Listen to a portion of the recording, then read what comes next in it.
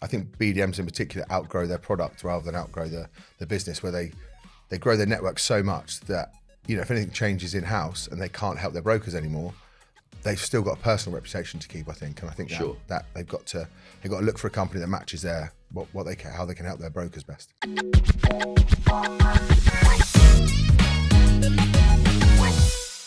Welcome to the Property Funder podcast. We're back with season 3. I've got Colin Horton and Marcus Nanson.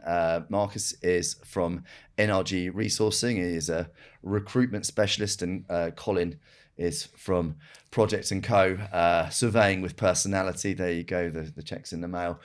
Doing building surveying and valuations. Guys, welcome to the show. Delighted to have you both here with us. How are you both doing? Yeah, good. I need a tagline, don't I? Because you've got a decent tagline. I need to think about that. Yeah, well, we're focused on obviously two people who are very adept at using social media and the media more generally to promote themselves and their businesses. But I think if we just get started, because obviously, Colin, we'll come to you in a moment, because obviously we've had you on the show before, so we weren't going to cover ground. Everyone knows what Colin does. Everyone knows what Colin does. Yeah, certainly if you're on LinkedIn, you should. If you don't know what Colin does, then you need to check your algorithm. But Marcus, if we just go back to the beginning. Obviously you're a recruiter now. How did you get into the world of recruitment, and how did NRG come into being? So fell into the world of recruitment. No one picks to be that. Look, like financial services, I don't think anyone dreams of it when they're a child. But I was a commercial broker before 2006, 2007, great time. 2008, not so much. So the market fell apart. I realised I wasn't in financial services. I didn't really have a clue what I was doing. Didn't know what a funding line was, etc. until the crash happened. Was really enjoying the fairly easy ride I was having.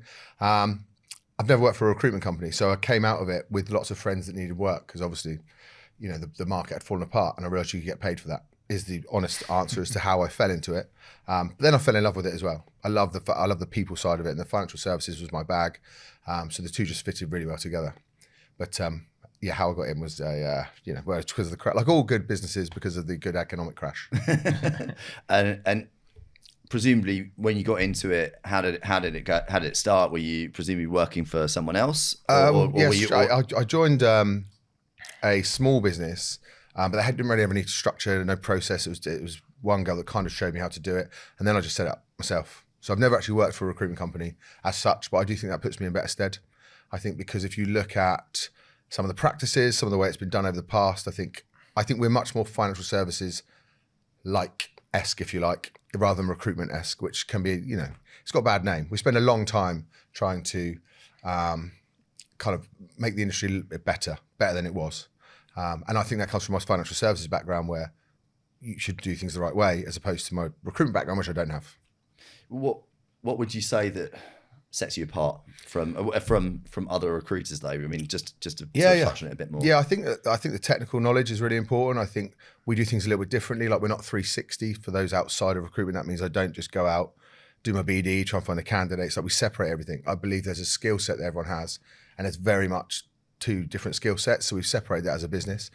But as far as standing out, I think it's the technical knowledge, and we really care. Like, it's easy to say that, but if you know people that know us, we're passionate about it, we do the right thing. And again, I think that's financial services-esque as opposed to recruitment. It's just doing the right thing by people. Like, for instance, there's practices that we don't do that is recruitment kind of standard. Go on, elaborate. Well, I don't start being disparaging to the people. We're like poaching people from clients and that kind of thing. It's just, right. It's always been like, it's normal. So when I first came into recruitment, they were like, we'd rather you didn't phone our sales line to steal our staff. And that was beyond belief. I was like, why on earth? Why would I do that? You're a client. Like, I'm looking at it as trying to build your business. If I'm stealing from the other end, we're not. I think it's more of a commercial awareness that we're not just finding the right person. We're trying to get to your vision of a business. Yeah, I guess the challenge that brings is that you can't have every specialist finance company as your client. Having said that, we're always really honest. If someone comes to us, it's very different because they're on the market. But we won't approach people that we work with, because again, that's not not the right thing to do. Yeah, it's funny because I had an underwriter really long time ago, poached from me by one of the well-known specialist finance recruiters, and 3 weeks later contacted me and said, "Oh, have you got any roles that you need to fill?" And I was like, after the fact that you just poached one of my When candidates, you say poach, were they working with you before? No, they weren't. But I knew that they were acting for. Yeah. I knew. See, knew for that me, they I placed don't someone. think because obviously not everyone's a client, right? So I don't think it's poaching if you're working with them. Yeah. Which is the grey area. It sounds really shady, but I don't think it is, because we don't work with everyone. Sure. At the same time, you're right. There is that process of like find someone, fill it, and then you get the ones that phone people 3 months after they've started because they know their rebate is complete, and that's the shadier side. So we just try and stay clear of it. Oh, so they literally your rebate period's That's up. rife. Yeah. And they just, because there are certainly in the BDM world, there are BDMs that have had more roles than hot dinners. It's utterly ridiculous. They move around so much, didn't they? I Yeah. can't keep tabs on where they go, and some have It changed must be 3 really times hard in a as year, well, mustn't it? Like you go, I liken it to like the meerkats and the Serengeti. Once their bonuses are paid, their little head pops up and they have a look around. The thing is about BDMs, right? They're salespeople. It's a relatively selfish role unless you love the product or you love the business. So they do move for money. That's what they're there for. But you also get the point that if I'm coming to you, for instance, and this person's gone job, like you're not going to pay me for that. It's not worth. You can see what they're doing. So you have to. They do have to work a bit smarter as well. Well, it's a red flag, because if you're if you're a good BD or BDM or RM, you're on commission. If you're any good, that's why it's really hard, in my opinion, to hire laterally. Yeah. BDMs, because if they're any good, their current employer won't let them leave, and second of all, they've got so much commission coming their way that, like, why would you walk away from that amount of whip? The walking away bit, there's a lot of reasons, and you're right. You obviously got that bottom 20% of the market, as sad as it is to say, that's what they are, that just move for an extra $5,000 every few years. But then I also think there's BDMs who outgrow products where they can't help their brokers as much anymore. They don't feel like they're growing in it. There's lots of reasons other than that. I don't want to paint them all in that mercenary picture, but there obviously is that group. But there's also good reasons for them to move on. And I think genuinely I think BDMs in particular outgrow their product rather than outgrow the business, where they grow their network so much that, if anything changes in-house and they can't help their brokers anymore, they've still got a personal reputation to keep, I think. And I think that they've got to look for a company that matches how they can help their brokers best. Yeah, that's a fair point. We can talk off camera about examples of that, but I think for the vast majority of the BDMs in the market, probably if you've got to a point where you've outgrown your own in-house product set, you probably want to be looking for a funding line of your own now and go. Well, that happened too. Developing your own lending business. But it's really easy to say that because you've got a lender. That's a tough gig, isn't it? I don't think setting up a lender is a tricky one as to where to start. It's definitely not a piece of cake, but it's funny. I had someone he was a broker, and then he's moved to lending. He moved to lending as a BD or RM in a couple of banks, and now he wants to set up a specialist lending business, or he is setting up a specialist lending business. So and he was asking me about funding lines. Yeah, so how? If you're a competitor, tell me how you do it. I mean, to be fair, they're not directly competing in our space. So I'm trying to be helpful and accommodative, but it's really difficult because there is enough business for everyone. At the same time, there's also 240 odd short-term lenders. So when these new guys, and we do speak to people that set up their own lenders, and it's really important to think about where your niche is. What does the market need? Because actually, to set up another lender with the same institutional funding line that someone else has, there's no real benefit. I think you've really got to look at what you can bring to the market. Yeah, getting a Shawbrook funding line and doing a 250k bridges. You're just fighting for bips, then, aren't you? It's the same. You're just fighting for margin. At the end of the day, I always think of that Brenda from Bristol, that no,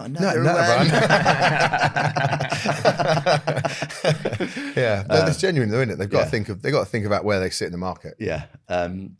Well, in terms of growth, how did you come to grow NRG? You started out as yourself. Yeah, one man band. Yeah. If I'm honest, it was a really nice lifestyle, quite a lazy business up until I was about 37. You know, like if I work from home, if I need to make more money, just work a bit harder. And then you kind of, their 40's knocking on the door. You're not there yet. It'll come. When you start to realize that you're not really creating a legacy, do you know what this is great. Like I've got a nice house and nice holidays, but at the same time, I'm going to be on the phone when I'm 80. So I had to start looking at how I grow the business. And actually, now I look back, I was so stagnant in that time. Like I didn't love it like I love it now.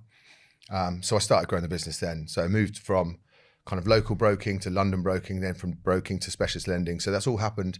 Although it feels like we have been around for a very long time.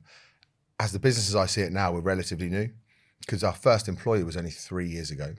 She's still here now. She's amazing, but it's so it's a relatively new in that space, going from one man band to business. And I've learned so much in that time because it's a lot tougher than people think. And how does the model work? Is it a bit like broking where you have some fully employed, some people who are self-employed? No, everyone's employed. Everyone's employed. Yeah, I don't. The self-employed model is great, and I will have this conversation with brokers all the time. However, there's an element of what you want a business to look like. I think the self-employed model, as fantastic as it is on a risk profile, I don't think it's great for growing a business if you want to do something with it later. Yeah. It's not really, there's no multiplier to self-employed. And they can also, it's much easier to go off and do your own thing. Yeah. So ours is very much like everyone's employed and everyone has their own specific, like we've got a candidate team and a business development team. The two things they don't go together. Right. Okay. I say team, BD is me and one other guy. Yeah, I sort of see the logic actually, which is that the BD, you have the relationships with the lenders, the clients. Yeah. And we're good at it as well. Yeah. It's the skill set thing. Yeah. And then you've got a team who are basically just doing the working with the candidates the whole time. Which, right? by the way, is the toughest part of recruitment. So I appreciate that they have it much tougher. But I also think it's easier for me to sell because I've got 6 people on the phone all day speaking to passive candidates, which is if I had to do that myself, I'd probably have 2 hours in the afternoon. Yeah. So that makes us such a different, it's completely different from the one-man banding or the one where you're 360, which is the difference maker, I think. And I guess from a staff retention point of view, like how do you think the best way to keep hold of staff is in well, I'm the sure world? you've read my ebook, Michael, on 100% staff retention. But if you haven't, there's loads of different things when it comes to retention. But it's just something you've got to look at all the time. I think our main job as leaders or employers is constantly thinking, are people happy? If they're not, why not? There's got to be, like, you can go through all the bullshit ones. I don't know if I'm allowed to swear on it. Yeah, but we even though we don't swear that much on it, Apple designates us as explicit. So. But I can go through all of the nonsense terms, like all the buzzwords and stuff. But it's different for every person. I don't think you can treat, like for instance, a sales team, you can't treat them all the same, especially now. Things are changing. People want more. The drivers are very different. So it's just about keeping up to date with what is important to them and making sure they're happy. But I'm not saying it's easy. That's a tough job, right? That's a job in itself. It's just making sure that everyone in your business is content. Do you think your model actually helps you, it protects you from effectively someone who's a kind of a good senior recruiter just going, right, well, I've got the client and I've got the candidates. I'm gonna do what Guy Harrington hates, which is everyone's gonna download the database and F off. Do you know what? I mean, it is. That's not why we built it like that. Yeah. Because I genuinely believe it's on a skill set level. Like the people in the office to do the candidate stuff are much more empathetic than perhaps driven as you are to do the BD. So I didn't build it like that, but you're absolutely right. There is an element of they can't do it. Having said that, if they wanted to and they've got the entrepreneurial spirit, and this happens all the time, right, with clients, there's nothing you can do about it. These all of the things we put in place to stop people doing it. Like if someone wants to go off and do their own thing, all power to them. It's tricky to stop them. Again, it's very different from downloading someone's database than it is from someone picking up the phone and they're going to do it. They're going to work.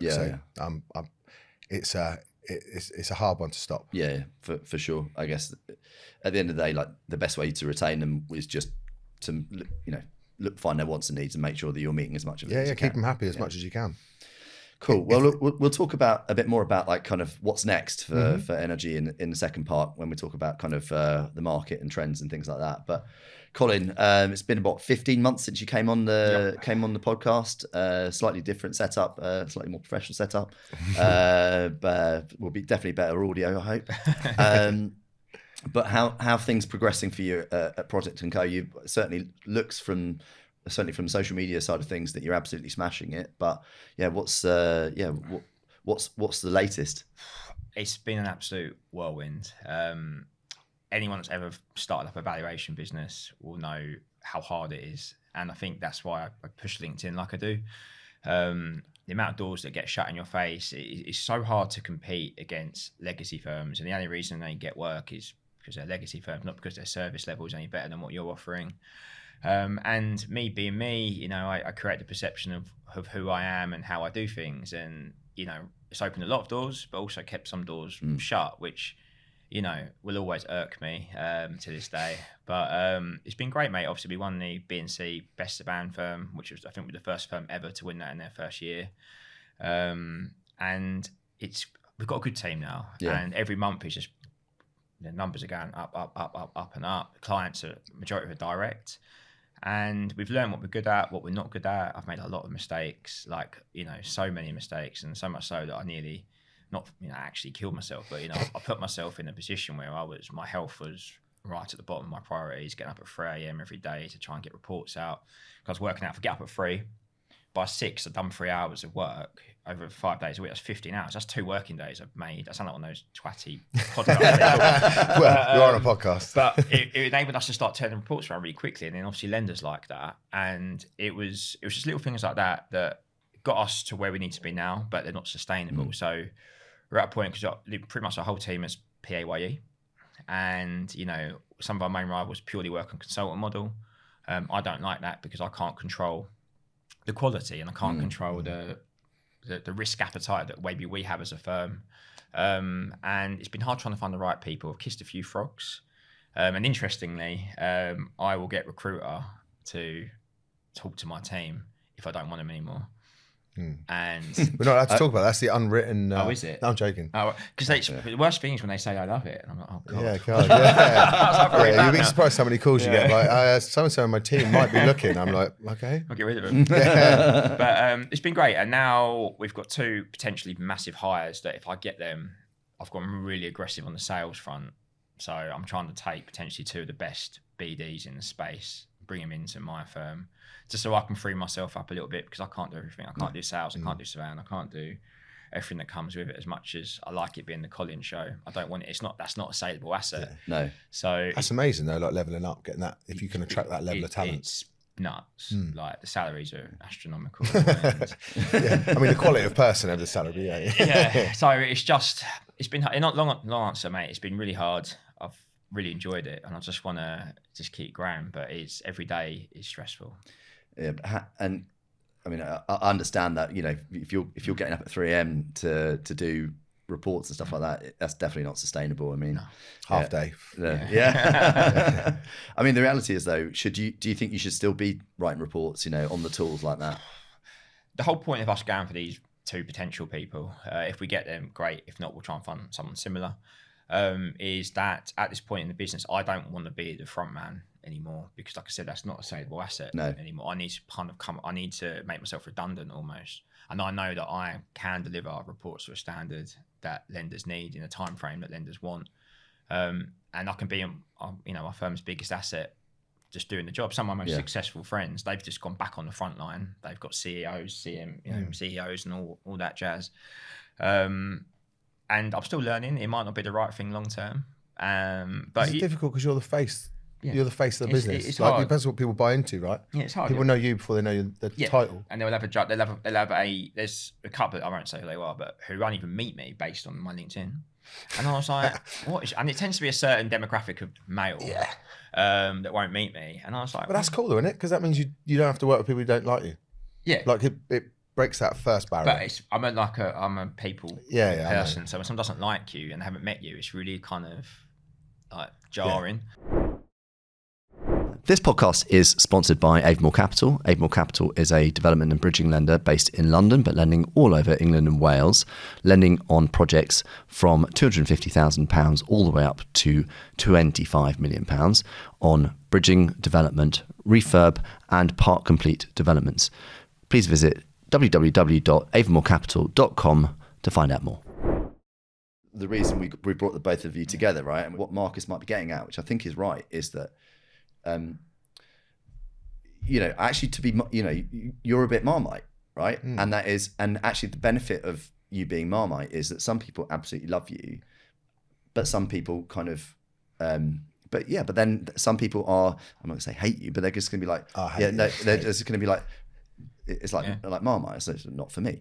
Like that's. But those people never meet me. That's the issue. That's what winds me up. Yeah, but the key thing in my opinion is that I think like that is social media in a nutshell, right? Yeah. Which is that there's a reason why my social media accounts, my personal social media accounts don't go gangbusters. It's because like it doesn't evoke a reaction in it. A lot of the time, it doesn't evoke a massive reaction in people, whether positively or negatively. Whereas actually, at least in your case, you've developed a good following, and as a consequence of that, and that's because you're obviously getting a lot of eyeballs. The downside of that is that you are going to have some people who are going to be like, oh, that guy, yeah. Oh. Do you know what's sad about it though? It's like I don't think in 3 or 4 years I've been posting consistently. Like, I've never said bad word about anyone. All I've ever done is try and be honest and but you're funny. Like we said this before. Like you do get, like you said, you get haters, but you kind of embrace it. Like I love you. You don't mind a troll.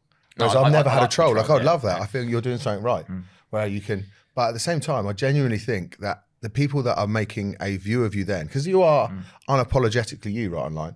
So if they don't really like it or they don't think it fits their business, which is bizarre.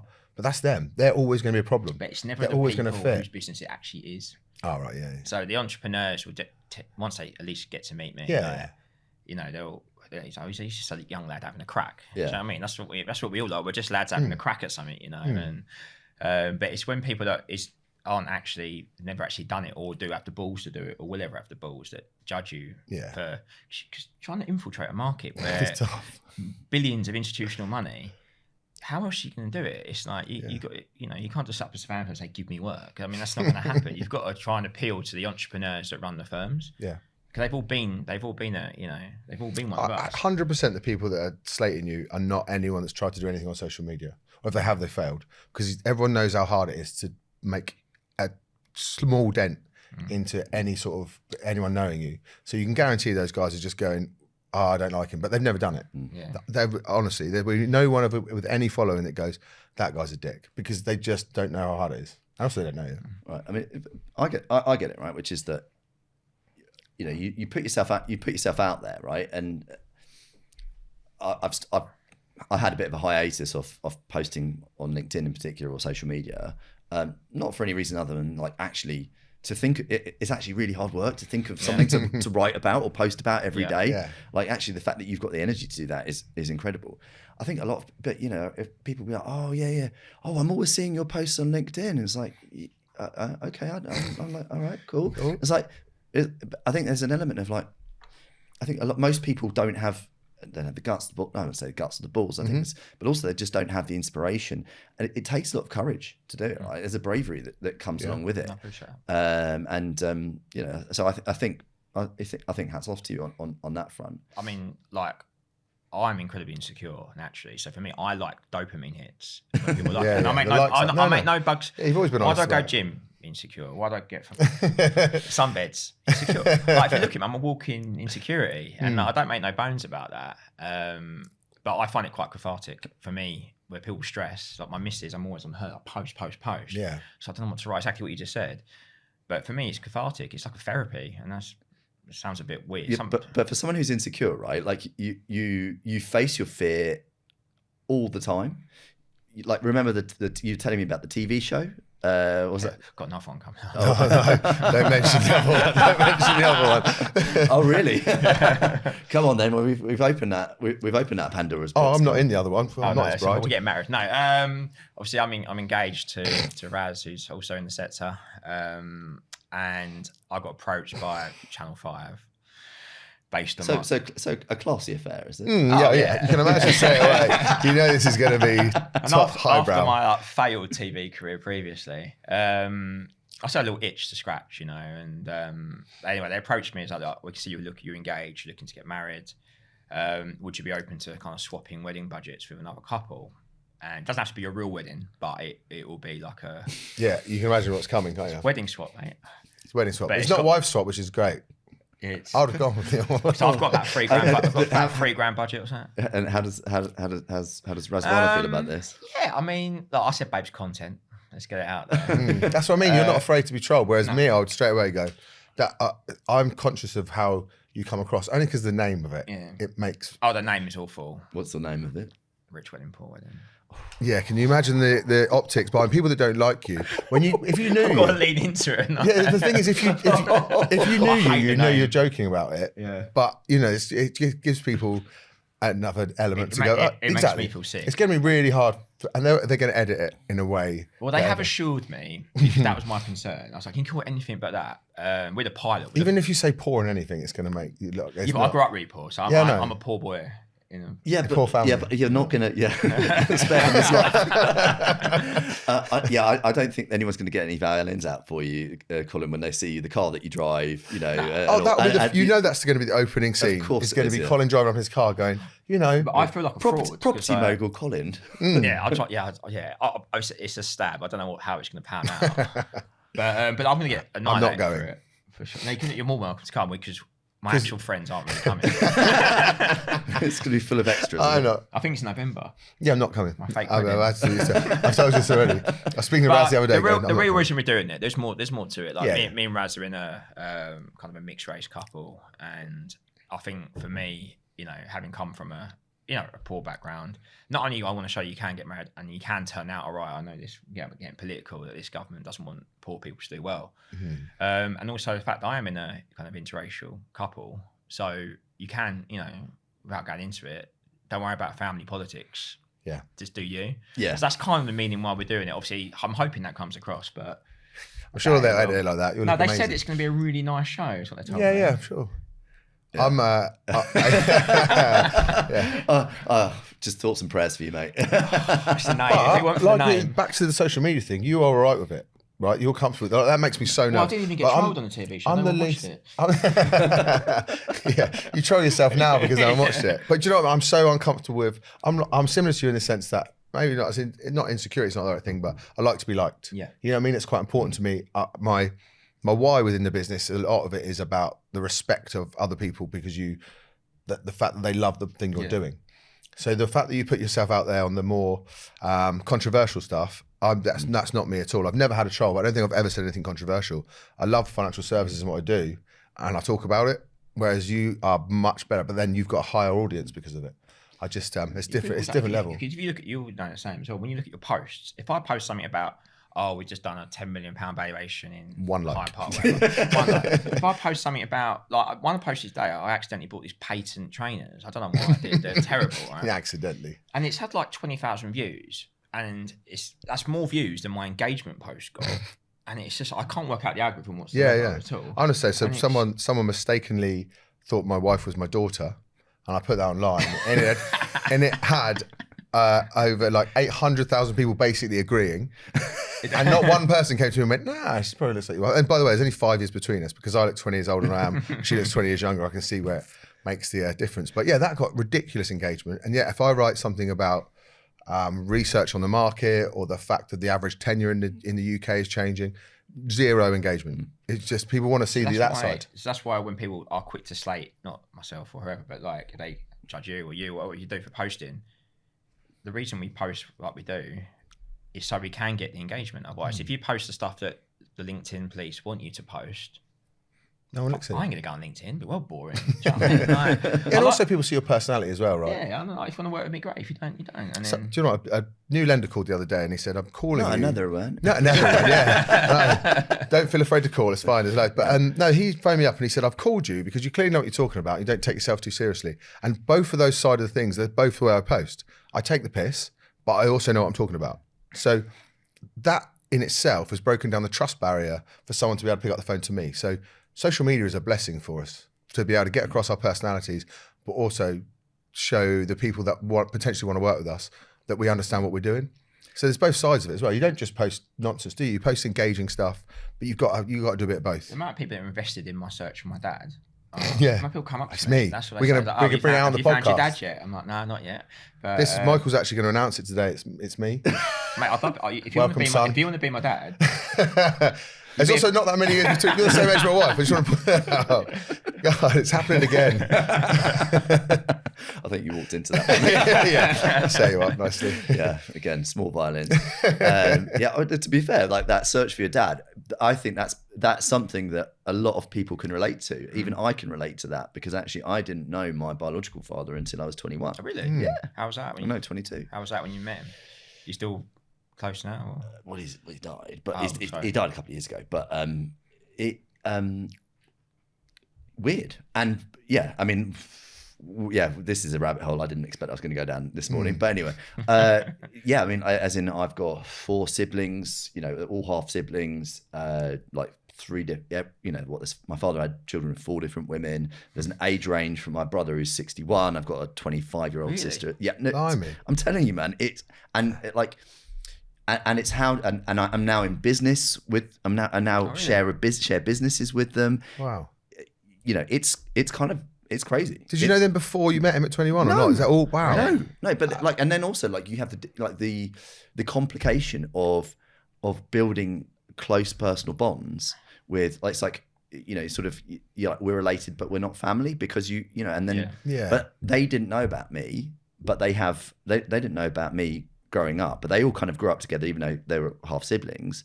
And then they're talking about like, oh, I've got my sister got my sister got engaged like last week, and she's got my grandmother's engagement ring. I never met this woman, this grandmother of mine, right? In fact, there's some contention actually, because she didn't want my father to have anything to do with me, because I was, you know, because she's very traditional, and and I'm a bastard. So, so there's that kind of, so even in my, you know, even for me, like that search is for me, like it resonates. Yeah. Like and I think lots of people have that, and I understand why people would be personally invested in it. I also don't know my biological dad either, so you know. This is therapy. Is that for real? Yeah, genuinely. No yeah, way. I was brought up by my stepdad who passed away a couple of years ago, but genuinely, yeah, never met him. We've got something in common. Let's go look for our dads. Yeah, I generally found out those daddy issues like that I've had that made us so close. Yeah. Well, no, but they've helped me in my career. Like I gravitate towards older men, not in like a weird way. But, That's not weird. but I gravitate, and I think that's helped me elevate myself, because they, you know, often are in higher positions, and they almost kind of say, "Oh, poor Cole, give him a shot." Poor little bugger. Yeah, my son's. And he's good at surveying, but he didn't know his dad. Yeah. Yeah, I mean, you know, like, you know, you've got a lot going for you there, Colin. So, you know, successful business, handsome guy. You know, you got the fast car. You know, you got the TV series. You know, what's not to like? No, I'm very blessed. I'm very blessed. I'm very, but you know, it's not without its stress. No, I mean, I say it with tongue in cheek. You know, like at the end of the day, like we all have our crosses to bear, right? We all have our challenges, and like unless you know, but I think actually in some ways, like that's probably is what drives some of the, you know, that drives some of the hate, some of the envy as well, because like you're living your best life. You're putting on a, you know, you've got McBusted, you know, performing for, well, you've got five. Was it 5? 5 boys, like 5, you know, Slam Dunk the Funk. I know, you know, like, he can throw a party, can't he? Solid Crew. Yeah. How many of them? Social Life ain't 2, Lisa, Matthew, and Romeo, but that ain't 2 you really That's need. That's the 2, isn't it? Yeah. And then Boys Life, we had one of each, one of Boys Home, one of Westlife, and then I'm very good at splitting up bands from the 90s. 5 are back together now. Are they? Yeah. Oh, tell them congratulations from me. I don't watch them. We like different music. But you know, like just going back to your media, you know, your media journey. Yeah. Like, when did you decide to do your podcast? So the podcast we're 150 episodes in, which means it was 150 weeks ago. That Bloody is hell, mate. that is amazing. Yeah, You know, we're almost up to almost at 100, but not quite. Yeah. So it's a labour of love, isn't it? Because having said that, I'm very, very blessed to do it, because the first thing is made for marketing, right? Yeah. I don't really have to do a lot of cold calling as such. If someone wants to come on my podcast, it's a great connection. But also I love it. Like who else gets to spend an hour a week with someone more successful than them talking about their business? As a business owner, I'd do it even if it wasn't marketing, I would do it for free, just to sit and listen, because that's the stuff we pay for. Yeah. To have a business, like a coaching session with someone. And I think you can see from mine, I forget I'm on it. Like now, actually, I just love I love talking to people about business. I love talking about their journey. And especially it's always something comes up that's really poignant to me as well. So as much as people like it, and people are really nice, people will message and say, I really need to hear that from so-and-so today. Like there's been some exceptional people on there that are really open and honest. And it just, it's a game changer for the business because it's breaking down that authority thing as well, or the trust barrier. People recognize you already. I go on a Zoom with people now and they go, I feel like I'm on your podcast. I'm like, it's weird that you even watch it. I just feel weird because I'm just chatting to people I know, but it's it's a game changer for the business. Yeah, I think there's a really strong component to that, which is that obviously we've got lovely Davina here, who's our marketing chief, been with the company now for a couple of years. So, but I think she would agree with me as well, which is that it's like you said, that trust barrier. Yeah. Like the fact is that's why we highly encourage, all of the senior leadership, the MDs, sales director Adam, all the RMBDMs. Get your face out there, get yourself known. Yeah. Really put yourself out there because when you pick up the phone to someone for the first time, then they already feel like they know you. How do you find the take up from the start? 'Cause I've really struggled to get my team to do that. Like, I think it is a struggle. Yeah. I think it's not natural for anyone though, is it? And I think people assume like we are good at this, or people assume that, oh, you like doing it. I was horrified. No one watched the first 10 episodes and I was shaking like a leaf until I got comfortable with the fact that I'm just talking to people. But everyone goes, it's easy for you because you like it, but it's not at the beginning. Like everyone needs to know that your first post doesn't get liked. Like it's traction, it's consistency. It's the boring stuff you see behind the socials that actually really makes a difference. It's the fact that we keep doing it. Do you ever get anyone reach out to you and give you feedback and tell you that, that they really enjoyed the podcast and that it made a difference to them? Yeah. And it's really, I love it. I love it if someone says, oh, do you know what? I really needed that. It's really nice, especially if you get like, I won't mention names, but at the moment I've done the leadership series where I'm speaking to like sales directors. And some sales directors have come to me and said, that's amazing because they've got the same problems I've got. And it's nice to know it going to someone. I thought it was just my mum and Colin that watch it. Actually, it's refreshing. Watching it at 3 a.m. Yeah. It's on the podcast. I love it in the background. Yeah, of course. Yeah. Someone said to me actually at the, we were at a trade show recently, so we were at the bar afterwards and he said, can I say I listened to your podcast? He says, it's really weird to speak to you like this because I listen to it on a Saturday when I'm cleaning the house. It's like you've been in my house. And I was like, I definitely have not been in your house, mate. Don't worry, I'm not. It's a strange concept for people. I think it's weird that people listen to it because I love it. Yeah. But it's strange. I think you should keep your style as it is. Do you think? Because I love this. This is great. Like you've done 150 episodes in exactly the same format, haven't you? Yeah, but like the uptake on something like this is very different. But it's difficult, isn't it? Because people are used to seeing my little square head, just with my one zip up top. You can tell the quality on the screen. It looks banging. Yeah, it looks amazing. Really good, yeah. What I love is this purple backlight. Yeah. It always makes you look really tan. So you didn't need the sunbed. There we go.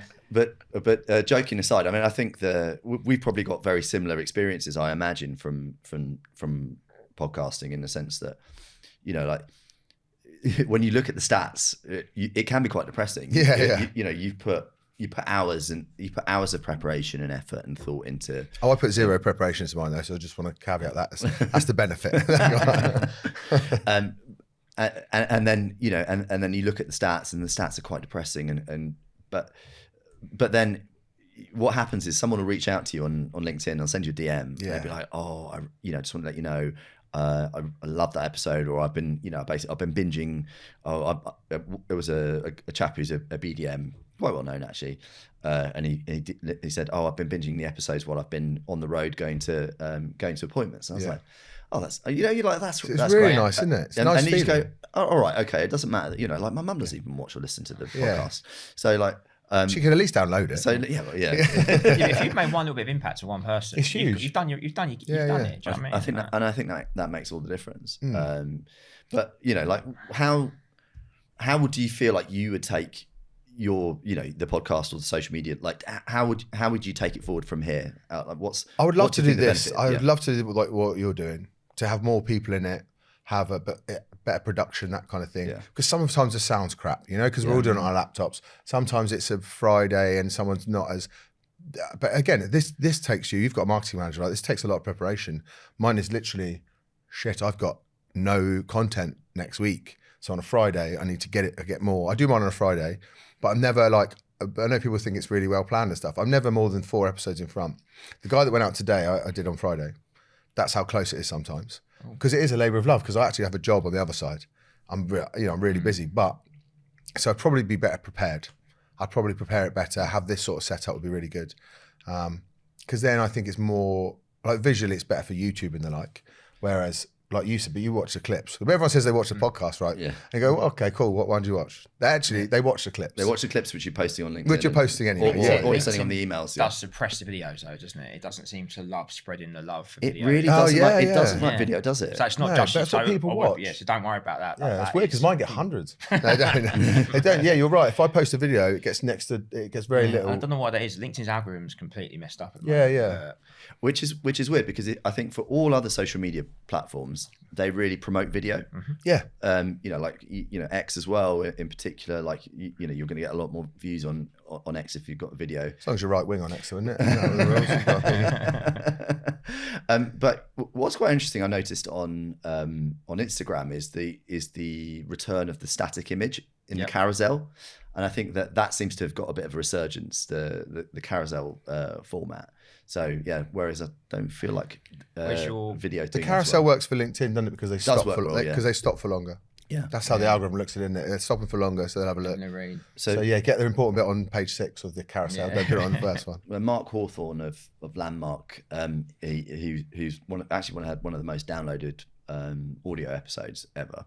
Of the podcast. Of this podcast, yeah. I'll challenge that. Find out how much that was. He's actually very good at LinkedIn and as well. And he always said to me, always post more than one photo because people are nosy. Yeah, take more. Yeah. Whereas if you just post one single image, they just go. Yeah. He's very matter of fact. I like Mark. He's I like his content, but he's matter of fact and he doesn't. Yeah. No, it doesn't hold back. He's coming back on in this season. Everyone else is getting their second go. Like, I'm just a new guy. You play your cards right, Marcus. Yeah. No, I'll tell you something funny actually about this podcast. Is someone we were talking. Was it you? Someone said to me, I loved what you said on Michael Dean's podcast. And I was like, oh yeah, really? Because it was one of my favourite episodes. And I'm like, you lying twat, because I've not been on it. But yeah, they were telling me, because no, it was you. I went, I've not been invited. Oh, it's a salesman, mate. Yeah, exactly, yeah. Loved you on the podcast you've never been on, but now I have, so. I had a case of mistaken identity yesterday. It was very, very bizarre. So one of my son's rugby coaches comes up to me like midway through the second half, getting absolutely annihilated by the biggest rivals. Just the most miserable day. And then the coach comes up to me and said, "Oh yeah, you remember that bloke you referred to me about the boiler?" Okay. He's like, I said, "Yeah, don't refer people to him again. He absolutely effed me over." I'm going, Nick, what? He said, what? I said, yeah, it was. I said, I don't think it was. He said, was you? Anyway, gets the WhatsApp message. He gets the photo of someone else's kids. I'm like, those are not my kids. That's not the worst mistaken identity. I always get mistaken for 80s wrestlers. So that's not bad. Do you know who you look like? You go, yeah, I know any 80s wrestler. Okay. Oh yeah, I was watching that Canelo Alvarez fight again yesterday. It was Triple H. That could be any of them. Yeah. Just pick an old man who's normally 20 years older than me at wrestling. Anyway, I think on that bombshell, we're gonna just. I think on that bombshell, we're gonna end part 1 with Marcus's resemblance to WWF 1980s, early 90s wrestlers. We want to thank Marcus and Colin for joining us. They'll be back in the second part of the show, which will be released next week. But thanks very much for tuning in. I've been Michael Dean. You can find me on the internet at property_funder. Thanks as always to Avamore Capital, our sponsor, and we'll talk to you again on the next one. Thanks very much, and bye-bye.